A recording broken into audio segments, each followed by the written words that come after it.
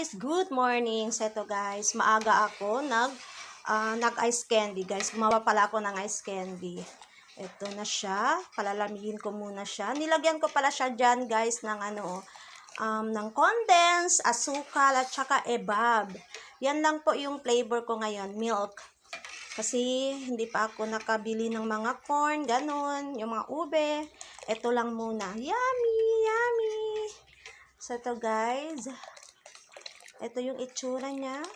Wow, sobrang yummy guys.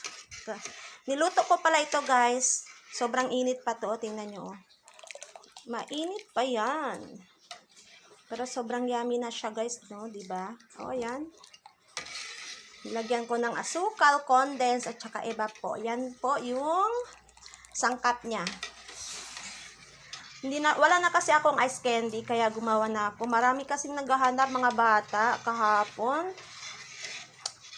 Siguro nagustuhan nila yung ice candy ko. Kaya naghahanap ulit. So, ito. Hi guys! Ito pala yung finished product ng ice candy ko. Ayan guys. Sobrang yummy. Ayan. Ano yan milk flavor po. Lagyan ko pa yan sa rep para maging matigas. So, ayan guys. Sana nag-enjoy kayo sa videos ko. Follow for more.